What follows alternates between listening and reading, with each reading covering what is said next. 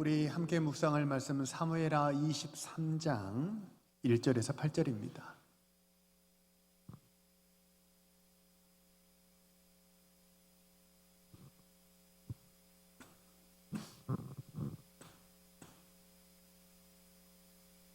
사무엘하 23장 1절에서 8절의 말씀 우리 찾으셨으면 함께 읽겠습니다. 1절입니다. 이는 다윗의 마지막 말이라. 이새의 아들 다윗이 말하며 높이 세워진 자 야곱의 하나님께로부터 기름 부음을 받은 자 이스라엘의 노래 잘하는 자가 말하노라. 여호와의 영이 나를 통하여 말씀하시며 그의 말씀이 내 혀에 있도다. 이스라엘의 하나님이 말씀하시며 이스라엘의 반석이 내게 이르시기를 사람을 공의로 다스리는 자 하나님을 경외함으로 다스리는 자여 그는 돋는 해의 아침빛 같고 구름 없는 아침 같고 비 내린 후에 광선으로 땅에서 우미 돋는 새풀 같으니라 하시도다. 내 집이 하나님 앞에 이같지 아니하냐. 하나님이 나와 더불어 영원한 언약을 세우사 만사에 구비하고 견고하게 하셨으니 나의 모든 구원과 나의 모든 소원을 어찌 이루지 아니하시랴. 그러나 사악한 자는 다 내버려질 가시나무 같으니 이는 손으로 잡을 수 없음이로다. 그것들을 만지는 자는 철과 창자루를 가져야 하리니 그것들이 당장에 불살리리로다 하니라. 다윗의 용사들의 이름은 이러하니라. 다그몬 사람 요셉바셉이라고도 하고 에센 사람 아디노라고도 하는 자는 군 지휘관의 두목이라. 그가 단번에 800명을 쳐 죽였더라. 아멘. 오늘은 하나님 동력자 그리고 다윗이라는 제목으로 말씀을 전하겠습니다. 오늘 우리가 지금 같이 읽은 본문 1절은요 다윗의 마지막 말이라 라는 말로 이렇게 이제 시작을 합니다. 마지막 말이라 쉽게 말하면 이게 뭐라는 거예요? 유언이라는 거죠. 혹시 이제 유언장을 미리 쓰신 분 계십니까? 유언은 가식이 있어요, 없어요? 없죠. 유언은 허세가 있어요, 없어요? 없죠. 유언은 내 인생에 가장 중요한 말이고 가장 진실한 말이 유언입니다. 더 이상의 뭐 이렇게 내 인생 마지막인데 뭐 잘 보일 필요도 없고 더 이상 뭐 이렇게 꾸밀 필요가 뭐가 있어요? 가장 진실하고 가장 핵심적인 말 그게 유언이지 않습니까? 다윗이 내 인생을 회고하면서 좀 돌아봤더니 내가 정말 이런 고백을, 이런 진실한 고백을 할 수밖에 없구나 라고 다윗이 마지막 인생을 회고하면서 진실하게 했던 고백, 그게 오늘 본문의 이야기입니다. 그 고백이 크게 두 가지인데요. 하나는 뭐냐면 내 인생의 모든 것이 다 뭐였다는 거예요? 하나님의 은혜였다. 하나님이 은혜였다. 이게 1절부터 7절까지 내용입니다. 그러니까 이게 참 특히 5절에 뭐 4절, 5절 참 너무 참 감사가 되고 은혜가 되는 구절이 있잖아요. 4절에 보시면 그는 돋는 해의 아침빛 같고 구름 없는 아침 같고 비 내린 후에 광선으로 땅에서 우미 돋는 새풀 같고 5절 내 집이 하나님의 집 앞에서 이같이 같지 아니하냐. 하나님이 나와 더불어 영원한 언약을 세우사 만사에 구비하고 견고하게 하셨으니 나의 모든과 나의 모든 소원을 하나님이 다 이루어주셨다. 내 인생에 다윗 왕국이라고 하는 우리가 딱 이름만 대면 이해할 수 있는 그 다윗 왕국을 건설할 수 있었던 비결이 뭐냐? 하나님의 은혜였다라고 다윗이 고백하는 거예요. 그리고 두 번째, 내 이 다윗 왕국에 이런 다윗 왕국을 건설할 수 있었던 두 번째 은혜가 뭐였냐? 8절 이하는 동역자들이 나와요. 다윗의 용사들이 33명의 용사들이 나오거든요. 하나님의 도움도 있어야 됩니다. 근데 누구도 있어야 돼요?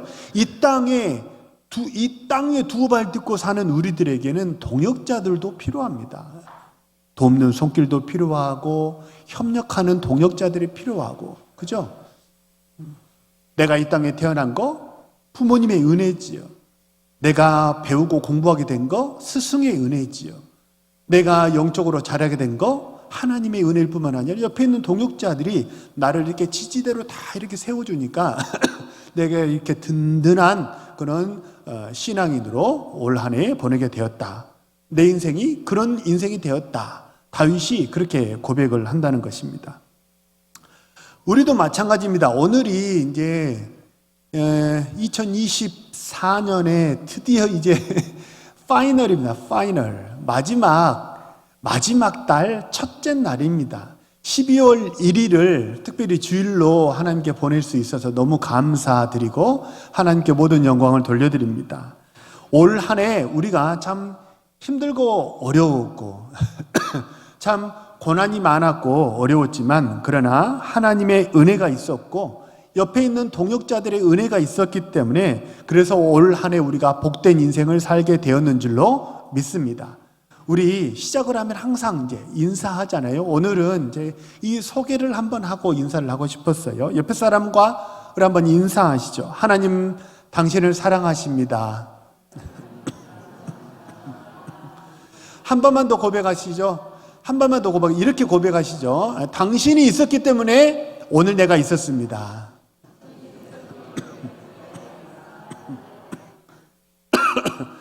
마지막으로 한 번 더 고백합니다. 나는 복받은 사람입니다. 예, 많이 두들길수록 복 많이 받은 것 같아요. 한 번 더 하시죠. 나는 복받은 사람입니다. 하나님의 복이 우리와 함께 있고 동역자들의 도움이 우리와 함께 있기 때문에 우리 동교회가 올 한 해 지낼 수 있었고 우리 가정이 지낼 수 있었고 내 인생이 복된 인생이 되었는 줄로 믿습니다. 하나씩 좀 살펴보면요. 먼저 다윗에게는 하나님의 은혜가 있었다는 거예요. 1절을 한번 보세요. 이는 다윗의 마지막 말이라 하면서 다윗이 자신을 뭐라고 소개하냐면 네 가지로 다윗이 자신을 소개하거든요. 첫 번째가 뭐예요? 이새의 아들이라고 소개해요. 다윗의 아버지 이름이 뭐예요? 이새죠. 이새의 아들이라고 소개하는데 자, 이새 그러면 영어로는 제시예요. 제시라는 이름이 지금도 미국 사회, 유럽 사회에 제시라는 이름이 되게 많아졌거든요. 일전에 제가 안드레 이름을 소개해 드렸잖아요. 안드레는 되게 성경에서 비중이 높지 않아요. 근데 안드레라는 이름이 꽤 많아졌다는 거예요. 제시라는 이름도 이제 오늘 이후로 영어문화권에서 이름을 누가 소개받을 때 제시라는 이름이 있으면 한번 생각 한번 해보세요. 제시, 이세예요. 그런데 내가 이세의 아들이다라고 지금 소개하는 게 무슨 뜻이냐면요. 나는 흙수저 집안이었다라는 얘기예요. 반대로 말하면 사무엘상 9장 1절을 보면 뭐라고 소개하냐면 베냐민 지파에 기스라 이름하는 유력한 사람이 있다고 소개해요. 사울은 기스의 아들이거든요. 근데 그 기스는 어떤 사람이었냐면 베냐민 지파의 되게 유력한 집안이었다고 소개해요. 그러니까 굉장히 사회적으로 재력도 있고 명성도 있는 그런 집안의 자제분이 누구였냐면 사울이었다는 거예요. 다윗은 정반대입니다. 사울은 금수저였지만 다윗은 뭐였다는 거예요? 흙수저였다는 거예요. 다윗이 이렇게 유명하게 됐으니까 이새라는 이름을 우리가 기억하지. 사실요, 이새는요, 시골에 사는 그 무명한 그런 가난한 집안이 이새입니다. 그러니까 사실 이새라는 것은 사실 그렇게 사람들이 알지 못하는 이름이었어요. 근데 다윗은 어떤 사람이냐면 이새의 집안이었다는 것도 흙수저 집안이어서 사람들이 알아주지 않았지만 심지어 어땠냐면요, 그 흙수저 집안에서도 이새의 집안에서도 다윗은 어땠냐면 인정받지 못하는 아들이었습니다. 자, 사무엘이 사울을 대신해서 왕으로 세우려고 기름 부으러 왔습니다. 근데 다윗의 아들이 총 몇 명이었어요? 네, 뚱보 아저씨 집에는 몇 명이 있었어요, 아들이? 7명의 아들이 있었잖아요. 7명 아닌가요? 7명 맞죠? 7명. 근데 다윗의 집은 하나 더 해서 8이었어요. 근데 8인데 마치 7처럼 살았어요. 왜요? 그 집안에서 말제 다윗은 사람 취급을 못 받는 그런 아들이었어요. 그래서 사무엘이 기름 부으러 왔을 때도 그 자리에 동석시키지 않았습니다. 그래서 다윗이 그 아픔을 일컬어서 시편에서 뭐라고 그러냐면 내 아버지는 나를 버렸으나 여호와는 나를 영접하시리다, 이렇게 고백했거든요. 그러니까 부모에게 흙수 집안도 서러운데 거기서도 인정받지 못하는 그런 사람이었다는 거예요. 참, 근데 어땠다는 거예요? 나는 그렇게 무명한 사람이었고 흙수저 집안이었고 아무것도 아닌 그런 촌뜨기였는데 하나님이 어떻게 했다는 거예요? 나를 높여주셨다는 거예요. 그러니까 여기 1절에 보면 이새의 아들 다윗이 말하며, 두 번째가 뭐예요? 나는 이새의 아들을 뿐만 아니라 두 번째 나를 어떤 사람으로 소개해요? 높이 세워진 자라는 거예요. 높이 세워진 자, 다시 말하면 이거는 능동태예요, 수동태예요? 수동태예요. 그러니까 내가 높이 일어선 게 아니에요. 사울은 자신이 높이 일어섰습니다. 다윗은 어땠어요? 하나님이 높이 일으켜 세워주셨다는 거예요. 내가 일어선 게 아니에요. 하나님이 흙수저 집안에 무명한 나를, 인정받지 못했던 그런 나를 하나님이 높이 이렇게 세워주셨다. 다윗이 그렇게 고백하고 있다는 거예요. 높이 세워진 정도가 아닙니다. 다윗은 이스라엘의 최고의 인물이 되었어요. 지금 이제 이팔 전쟁 때문에 이스라엘의 국기를 우리는 뉴스를 통해서 많이 보게 되잖아요. 지금 어쨌든 현재 이스라엘과 다윗의 왕국은 많이 좀 달라요. 근데 이스라엘의 국기를 보면 삼각형이 2개가 있죠. 그래서 별을 만들었잖아요. 그 별이 누구의 별이에요? 다윗의 별이에요. 근데 성경에 보면 믿음의 조상을, 우리가 최고로 치는 믿음의 조상이 누굽니까? 아브라함이죠. 그리고 출애굽을 이끌었던 위대한, 그래서 나와 같은, 하나님께서 나와 같은 선지자라고 나와 같은 선지자, 나와 같은 지도자라고 탁 집어 말했던 사람은 누구예요? 모세예요. 그러니까 이스라엘에 다윗 말고도 아브라함도 있고요. 그 이스라엘이 저렇게 예루살렘을 차지하려고 그렇게 많은 사람을 죽여가면서 싸우는 이유가 서로 다 자기가 아브라함의 아들이라고 그렇게 말했기 때문이잖아요. 그만큼 아브라함의 위상이 저 팔레스타인 지방에서, 중동에서는 되게 높잖아요. 근데 그게 아브라함의 별이 아니에요. 모세의 별도 아니에요. 다윗의 별이에요. 이유가 뭔지 아세요? 왜 아브라함의 별이 아니고 모세의 별이 아니고 다윗의 별인 줄 아세요? 다윗이 이스라엘을 국가되게 하도록 모든 기초를 다 닦아놨기 때문이에요. 첫 번째로 보면 12지파를 통일한 게 다윗입니다. 그죠? 12지파를 온전히, 그러니까 물리적으로 장악한 게 아니고 영적으로 밴딩해서 하나로 묶어놓은 게 누구냐면 다윗입니다. 12지파를. 그러니까 하나님이 아브라함을 통해서 원래 계획하셨던 12지파 연합체를 비로소 이루고 만든 사람이 다윗이고요. 두 번째는 하나님이 아브라함에게 주신 축복이 2개인데 하나는 후손이고 또 하나는 뭐예요? 땅이죠. 근데 그 약속의 땅 가나안을 온전히 회복시킨 사람이 누구냐면 다윗입니다. 다윗이 왕위에 오를 때까지 심지어 예루살렘을 회복하지 못했어요. 예루살렘은 여부스 부족이 다윗이 왕위에 오를 때까지 그들이 차지하고 있었거든요. 그 예루살렘을 다윗이 왕이 되고 나서 왕으로서 내린 1호 명령, 통일 이스라엘의 왕으로서 내린 1호 명령이 뭐였냐면 하나님의 땅을 회복하는 거였어요. 그래서 우리로 말하면 뭐예요? 예배당을 다 짓고 하나님께 뭐 하게 된 거예요? 헌당하게 된 거예요. 그 땅을 온전히 하나님께 다 올려드린 게 누구였냐면 다윗이었다는 거예요.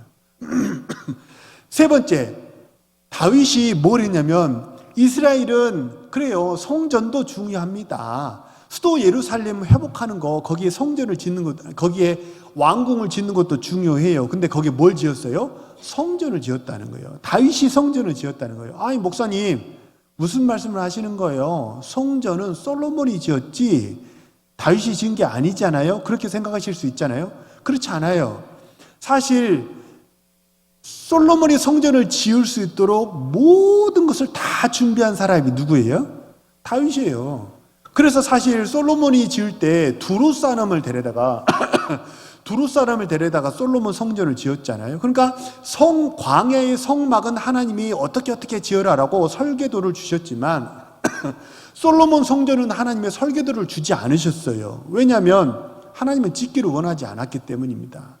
그래서 이거를 지을 때 사실 아쉬움이 되게 많아요. 두로는 우상을 섬기는 나라거든요.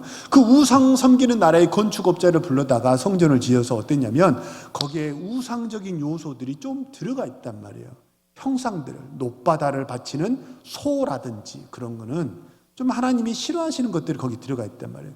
그래서 많은 신학자들이 뭐라고 얘기하냐면 다윗이 손에 피를 묻혀서 그래서 성전을 건축하지 못했지, 다윗이 만약 성전을 건축했더라면 솔로몬보다 더 잘 지었을 거다. 하나님의 마음에 합하게 성막의 식양대로 굉장히 성전을 하나님의 의미를 부여해서, 영적인 의미를 부여해서 잘 지었지 않았겠느냐라고 추측하는 사람이 많아요.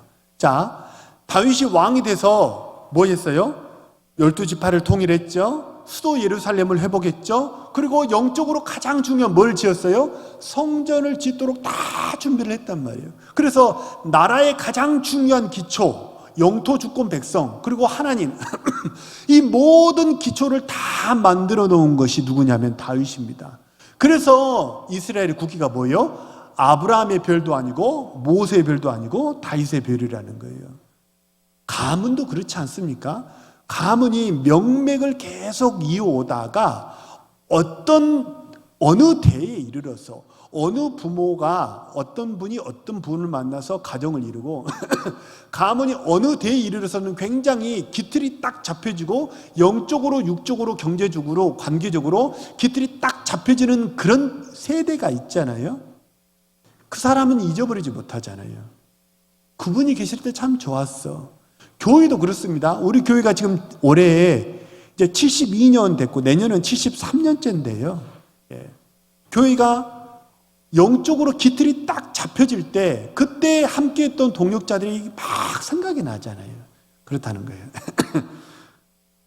다윗은 무명한 사람이었고 인기 없는 사람이었어요. 알아주지 않는 흙수저 집안의 천덕꾸러기였어요. 근데 어떻게 했다는 거예요? 하나님 말씀을 붙잡고 하나님의 언약을 붙잡고 예배하는 사람으로 하나님만 바라보면서 살았더니 하나님이 어떻게 해주셨다는 거예요? 하나님이 나를 높여주셨다라고 이렇게 지금 고백을 한다는 거예요. 하나님의 은혜 속에서, 하나님 언약 속에서 높이 들림을 받는 이 시간 예배하는 우리 사랑하는 모든 동원의 성도님들 되시기를 소망하고 축복합니다. 세 번째로는 야곱의 하나님께로부터 기름 부음을 받은 자라고 자신을 소개합니다. 기름 부음을 받았다. 옛날에 이제 구약 시대에는 기름 부음을 받은 세 가지 직분이 있었죠. 선지자, 제사장, 왕이 기름 부음을 받았잖아요. 기름 부음을 받았다라는 말의 뜻이 뭐냐면요, 사명을 받았다는 뜻이에요. 뭔가 신비한 능력을 받았다. 그게 아니고 하나님의 사명을 받았다. 그러니까 하나님께로부터 특별한 사명을 받은 사람이 선지자였고 제사장이었고 왕이었다는 거예요. 그러면 선지자의 사명은 뭐예요? 하나님의 말씀을 선포하는 거예요. 제사장의 사명은 뭐예요? 하나님과 사람을 화해시키는 게 제사장의 사명입니다. 그래서 성도님들도 한번 봐보세요. 목회자도 한번 봐보세요. 선지자적인 캐릭터가 강한 분은 말씀이 강합니다. 근데 제사장적인 캐릭터가 강한 목회자나 성도님들은 어때요? 자꾸 화해를 시키고 붙이는 역할을 해요. 그렇죠? 그럼 목사님, 그러면 선지자는 좀 너무 엄해서 안 좋은 거 아니에요? 선지자가 없으면 망해요. 말씀이 이게 날선, 좌우의 날선 건과 같은 그 말씀이 있어야 회복이 되니까 다 가지시기 바랍니다. 선지자도 되시고 제사장도 되시고 하나님의 사명을 잘 감당하시는 우리 성도님들 되시길 바랍니다. 다윗은 왕이었다는 거예요. 왕의 사명은 뭐예요? 왕의 사명은 나라를 하나님이 주신 법대로 평안하게 잘 다스리는 거예요. 그래서 왕의 최고의 덕목은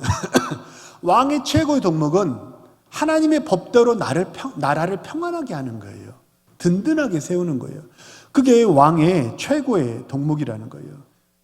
혹시 제가 이제 요새 자주 말씀드리는데 기억나세요? 유대인이 안식일을 지킨 게 아니라 안식일이 유대인을 지킨 것이다. 그런 말이 있거든요. 네, 안식일을 지켰기 때문에 유대인들이 그렇게 이제 번성할 수 있었다라는 얘기예요. 마찬가지입니다. 다윗이 왕의 사명을 감당한 게 아니고 왕의 사명이 다윗의 인생을 감당한 줄로 믿으시기 바랍니다. 왜 우리 부모님 세대에 그런 말 하지 않았습니까? 우리 자녀들을 한번 생각해 보면요, 자녀들은 분명 우리 집안의 보배입니다. 맞죠? 아닌가? 자녀들이 우리 집의 보배인 줄로 믿습니다. 예. 근데 자녀들이 보배이기도 하면서 마음 한켠에 자녀들은 뭐예요? 짐이기도 해요. 그래서 어떤 영화에서도 그런 대사를 하잖아요. 자식은 어떻다고요? 마음 한켠에 묵직하게 담고 있는 짐이라고. 그죠? 자식은 한켠에는 한쪽은 보배이기도 하면서 한쪽에는 묵직한 짐이라는 거예요. 근데 이 자녀를 잘 양육하고 기르는 게 뭐예요? 부모의 사명입니다.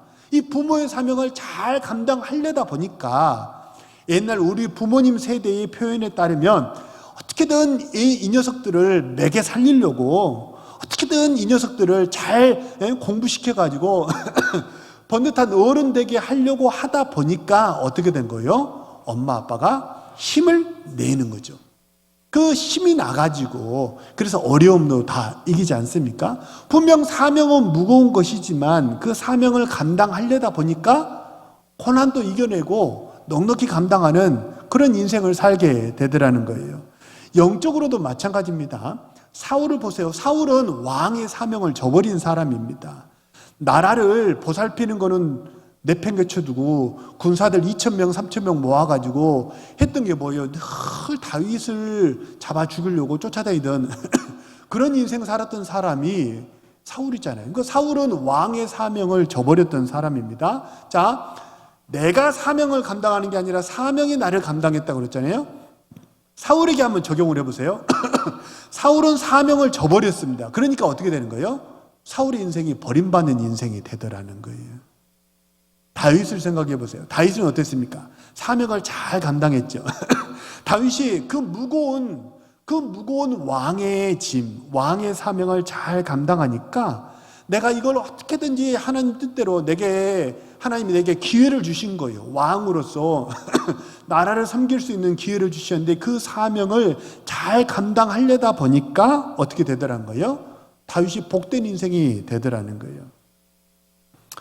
그래서 우리가 안식일을 지키는 게 아니고 안식일이 나를 지켜주었고 내가 사명을 감당하는 게 아니고 그 사명이 하나님이 그 사명을 통해서 우리를 복주시고 우리를 선한 길로 인도하시는 줄로 믿습니다.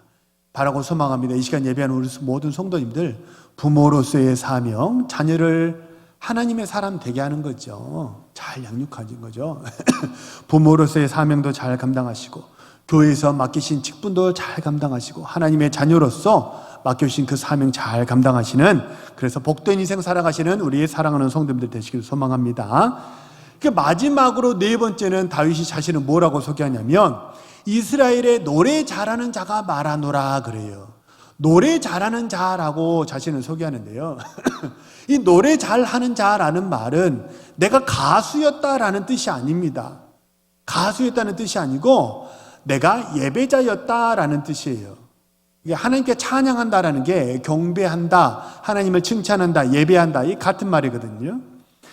다윗은 왕이 돼서 그 예루살렘을 회복한 다음에 내린 2호명, 1호 명령은 예루살렘을 회복하는 거 있고 회복한 다음에 그 다윗성에 뭘 모셔왔어요? 2호 명령이 뭐예요? 하나님의 법궤를 모셔오는 것이 왕으로서의 두 번째 명령이었습니다. 한번 제가 여쭤볼게요.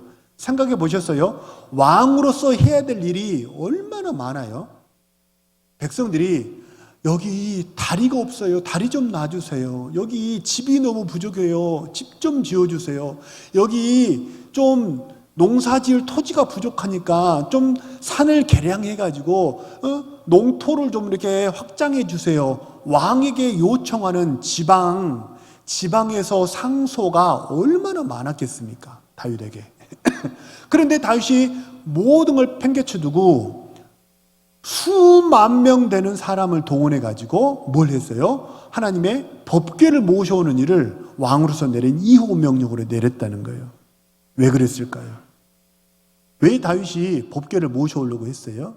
다윗이 어떤 사람이었기 때문이에요? 하나님께 예배하는 사람이었기 때문이에요. 다윗이 하나님이 성전을 지어달라고 말한 적 없어요. 하나님, 내가 너무 좋은 집에서 백향목 궁에 사는데 하나님은 저 천조가리 텐트에 사는 게 내가 너무 마음이 걸려요. 하나님, 내가 하나님께 성전을 좀 지어드리고 싶어요 라고 얘기했을 때 하나님이 뭐라고 얘기하셨어요? 내가 언제 너한테 집 지어달라고 그랬니? 나는 집이 필요 없는 사람이야. 하나님은 거절하셨어요. 근데 그럼에도 불구하고 다윗이 왜 하나님께 성전을 지어드리기 원했어요? 다윗이 뭐하는 사람이었기 때문이에요? 예배하는 사람이었기 때문이에요. 늘 예배를 하는 사람이니까 이게 무엇보다도 예배하는 초소가 좀 필요하구나, 이걸 깨달았다는 거예요. 다윗은 광야에서도 하나님께 예배했고, 아둘람 굴에서도 예배했고, 엔게디 숲에 있을 때도 예배했고, 그리고 왕이 돼서 왕궁에 구할 때도 뭐 하고 싶었어요? 늘 본인이 하던 대로 하나님께 나와서 무릎 꿇고 하나님께 기도하면서 하나님의 은혜를 간구하고 하나님 만나는 그런 인생 살고 싶었다는 거예요. 그래서 다윗은 성전을 지었다는 거예요. 아마도 이거는 이제 학자들이 추정하는데 아마 다윗이 만들었던 말로 추정되는 말이 하나 있는데, 그게 뭐냐면 할렐루야라는 말입니다. 원래 구약 성경 창세기, 출애굽기, 레위기, 민수기, 신명기, 여호수아, 사사기, 룻기, 사무엘상하, 열왕기상하, 역대상하, 에스라, 느헤미야 다 읽어보세요. 할렐루야라는 말이 한마디도 나오지 않습니다. 할렐루야라는 말은 구약에선 딱 어디만 나오는 말인 줄 아세요? 시편에만 나와요. 시편에만 나오고요. 그것도 횟수가 되게 제한적입니다. 그리고 시편에만 몇 번 나오고 그 다음에 선지서에는 할렐루야라는 말이 또 나오지 않아요. 원래 할렐루야라는 말은 성경에 없는 말입니다. 근데 아마도 다윗이 만들었던 말로 추정이 돼요. 원래 할렐루야라는 말은 없고 할랄이라는 말은 있습니다. 원래 히브리 말은 할랄이에요. 할랄이라는 말은 우리가 지금 사용하는 praise, 하나님을 찬양하다. praise라는 말은 두 가지잖아요. 하나님께 쓰면 찬양하다고, 사람에게 praise to him, 그럼 뭐예요? 칭찬하다예요. praise to God, 그러면 이게 뭐냐면 찬양, 그러니까 이 찬양이라는 게 뭐냐면 하나님 칭찬하는 거예요. 그 원래 의미가 뭐냐면 히브리 말로 할랄입니다. 할랄. 이 원래는 할랄이 칭찬하다라는 뜻이거든요. 그런데 다윗이 콕 찍어가지고 praise라고 하지 않고 praise to God이라고, 하나님을 찬양합니다, 하나님을 칭찬합니다라고 하나님을 콕 찍어가지고 칭찬하고 싶은 마음이 아마 들었던 것 같아요. 그래서 할렐루야라는 말을 만들었는데, 할랄은 앞서 말씀드린 대로 찬양, 칭찬하다는 말이고, 루라는 말은 우리 영어로 말하면 사역동사입니다. 시키는 거예요. 하게 하다, 하라, 하게 하다라는 뜻이에요. 루는 히브리 말로. 야는, 그러면 마지막으로 야는 뭘까요? 너무 쉬우니까 제가 퀴즈를 내는 거예요. 마지막 야는 뭘까요? 뭐의 줄임말일까요? 야훼의 줄임말이에요. 그러면 할랄, 루, 야, 이게 합쳐져 가지고 할렐루야가 된 거고, 어디 막 보면 할렐루야 말고 알렐루야 이렇게 나오는 말도 있거든요. 알렐루야는 히브리 말은 강기식이 있어요. 발음이 히읗이라는 강기식 발음이 있는데 그리스어, 헬라어에는 강기식이 없어요. 그래서 이게 A라고 써지면서 R라고 발음이 변형된 거예요. 국가적인 언어지 이렇게 의미가 다른 말은 아닙니다. 그래서 praise to him이라고 하나님을 콕 찍어서 칭찬하고 싶어가지고 다윗이 만든 말로 추정이 된 게 뭐냐면 할렐루야라는 거예요. 예배가 뭐예요? 예배는 다른 게 아니에요. 찬양은 노래하는 게 아닙니다. 예배는 그냥 종교 예식이 아니에요. 뭐예요? 하나님을 칭찬하고 하나님을 즐거워하는 거예요. 하나님을 만나는 거예요. 이 시간 예배는 우리 사랑하는 모든 성도님들, 하나님을 만나는 유쾌함, 하나님을 만나는 즐거움이, 영적인 유쾌함과 영적인 즐거움이 예배하는 시간, 우리 사랑하는 모든 성도님들의 심령 속에 가득하기를 소망하고 축복합니다. 그것이 예배이기 때문입니다. 교회 가서 찬양하니까 너무 좋아, 유쾌해. 내가 근심 걱정이 있었는데 악실이 떠나가는 것 같아. 이게 뭐예요? 이게 예배예요. 예배는 꾹 참고 견디고 인내하는 종교 예식이 아니라는 거예요. 특히 우리 코리안들은 어떠냐면, 우리 코리아의 베이스, 기저에는 뭐가 깔려있냐면, 조선왕조 500년의 유교 문화가 깔려있잖아요. 이 유교 문화는 장유유서입니다. 그래서 누가 누구를 칭찬하냐면요, 손 윗사람이 손 아랫사람을 칭찬하지, 손 아랫사람이 손 윗사람을 칭찬하는 게, 이게 좀 어색한 일이에요. 예를 들어 지금은 많이 합니다. 근데 옛날에 제가 어렸을 때 아빠라는 말도 좀 어렵지 않았습니까? 아버지였죠, 아버지. 아빠는 좀 그렇잖아요. 아버지였고, 아버지 참 잘하셨습니다. 이 말이 좀 너무 어색하다는 거예요. 엄마 참 잘했어. 이 말이 너무 어색해요. 우리 유교 문화가 베이스에 깔려 있어서 그렇다는 거예요. 그래서 원래는 우리는 코리안들은 어떠냐면, 신분이 높든 실력이 높든, 그래서 전문가가 초보자를 칭찬하는 것은 맞습니다. 근데 초보자가 전문가를 칭찬하면, 뭐야 너나 잘해, 이런 느낌이 훅 들어온다는 거예요. 그래서 원래 어떠냐면, 그 누구도 하나님을 칭찬할 생각을 못했어요. Praise to Him이라고 하나님을 콕 찍어, 하나님 되게 잘하시는데요? 라고 칭찬할 생각을 감히 그 누구도 엄두를 못 냈던 거예요. 근데 다윗이 어땠던 거예요? 내게 주신 은혜가 너무도 크고 귀하니까 콕 찍어서 하나님 이거 되게 잘하시는데요? 출애굽 너무 잘하셨어요. 하나님 대적을 물리쳤어요? 너무 잘하셔서 하나님이 행하신 일 하나하나를 콕콕콕 찍어가지고 칭찬해주고 싶었던 거예요. 그래서 만든 말이 Praise to Him, 할랄루야라는 말이에요.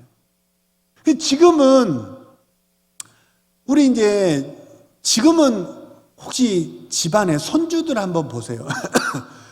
손주들 보시고 조카를 보시면, 삼촌 잘했어, 아빠 잘했어, 엄마 잘했어, 이런 말 해요, 안 해요? 지금은 하잖아요. 그러니까 지금은 칭찬하는 게 굉장히 아주 자연스럽진 않아요. 미국이나 영국, 유럽의 문화만큼 우리 코리아는 아직도 조금 그렇게 자연스럽진 않지만, 그래도 지금 많이 합니다. 제가 요새 이제 좀 마음을 먹고 요리를 좀 시작했거든요, 집에서.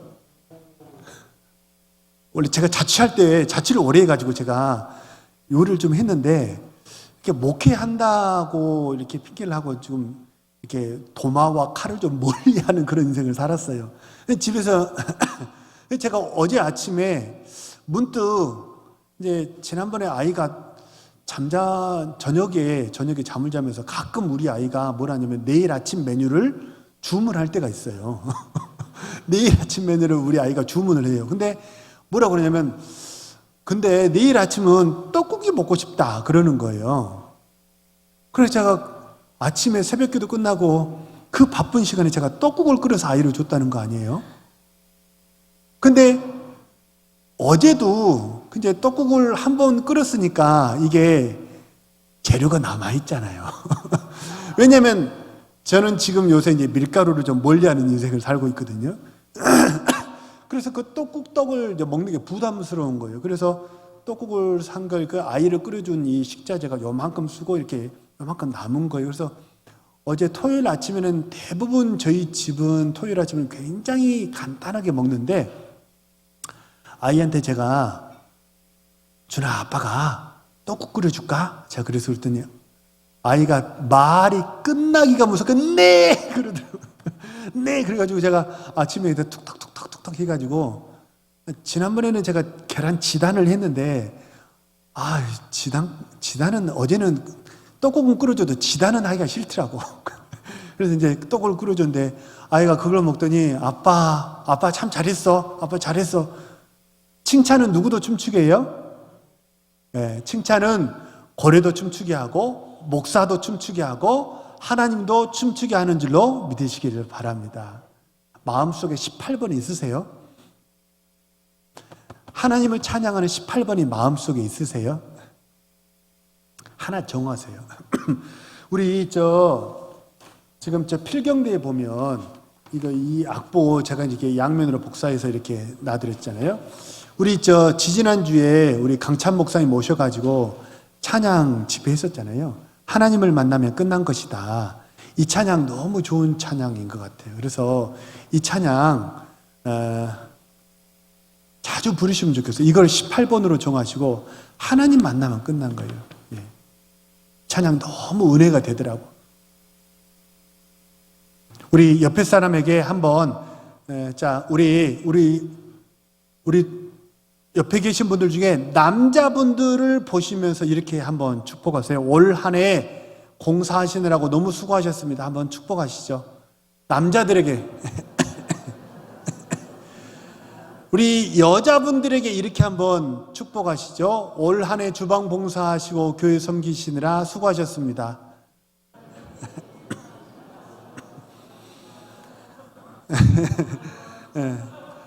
우리 이 여전도에게 한번 축복하시죠. 김장하시느라고 수고하셨습니다.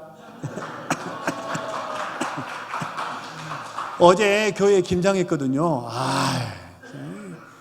선수들이 모이니까 점심 먹기 전에 끝나버리더라고, 김장이. 난 한 2시, 3시 막 이렇게 갈 줄 알았는데, 김치가 너무 맛있어. 어제 김장한 걸 좀 주셔가지고 이렇게 점심을 이렇게 이제 수육을 삶아가지고, 역시 김장에는 수육 아닙니까? 그렇죠? 보쌈 딱 먹었는데 김치가 얼마나 맛있는지 한바탕 쎄 깨물 뻔했어요.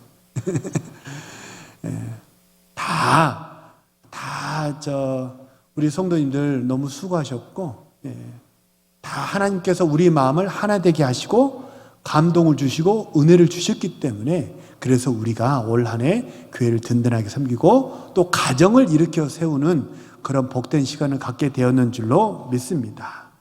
늘 하나님께 감사하시고 우리 옆에 있는 성도에게 칭찬의 박수를 짝짝짝 늘 감사하고 칭찬하는 우리 사랑하는 모든 성도님들 되시길 소망합니다. 우리 하나님께 한번 박수로 영광 돌릴까요? 하나님 감사합니다. 그래서 다윗이 어떠냐면 오늘 23장에서 첫 번째 단락이 뭐냐면 1절에서 7절까지 다 하나님의 은혜였다는 거예요. 나는 흙수저였고 천덕꾸러기였는데 하나님이 나를 높여주셨고, 두 번째는 뭐예요? 동역자들의 은혜였다는 거예요. 그래서 8절 이하로는 동역자들의 막 이름이 나와요. 8절에 보면 요셉 바세벳이라고도 하고 아디노라고도 하는 군 지휘관의 2명이 800명을 쳐 죽였다. 아마 이 사람은 굉장히 용장이었던 것 같아요. 8절 이하로부터는 계속 다윗의 용사들의 33명의 용사들이 이렇게 나오거든요. 근데 여기서 주목해 봐야 될 것은 뭐냐면 10절과 12절입니다. 우리는 8절까지만 읽었는데요. 10절과 12절에 보면 뭐라고 그러냐면 용사들이 싸워서 800명을 쳐 죽여서 이겼습니다. 근데 10절에 보면 뭐라고 그러냐면 여호와께서 크게 이기게 하셨다라고 10절은 기록해요. 12절은 뭐라고 기록하냐면요, 여호와께서 큰 구원을 이루셨다라고 기록해요. 사람이 이렇게 수고하고 싸워서 이겼지만 이 모든 싸움을 이기게 한 게 누구였다는 거예요? 다 하나님의 은혜였는 줄로 믿습니다. 그래서 우리가 참 사람에게도 감사하고 칭찬하고 고마움을 표현해야 되는데, 사람을 볼 때는 뭘 봐야 돼요? 그 사람을 볼 뿐만 아니라 우리가 영적인 통찰력을 가지시기를 소망하고 축복합니다. 그래서 그 사람에게서 시선을 멈추지 말고 그 사람을 이면에서 감동을 주시고 역사하셨던 그 사람 이면에서 역사하시는 하나님까지 보시고 모든 영광을 하나님께 돌리시는 우리 신실한 주의 백성 되시기를 소망하고 축복합니다. 그래서 우리가 이 다윗의 용사들처럼 마음이 하나가 되면, 성령의 감동으로 우리가 하나가 되면, 그러면 내가 살고 우리 가정이 살고 우리 교회가 살고 우리 동은교회가 이 공항동의 난로와 같은 교회가 되어서 이 지역사회를 살리는 그런 하나님의 사명을 넉넉히 잘 감당하게 될 줄로 믿습니다. 성령의 사람, 하나님의 감동의 사람, 그런 인생 사심으로 하나님께 영광 돌리고 사람을 복되게 하는 우리 신실한 주의 백성 모두 되시기를 주님의 이름으로 축복합니다. 우리 주신 말씀을 놓고 한번 합심해서 통성으로 기도합니다.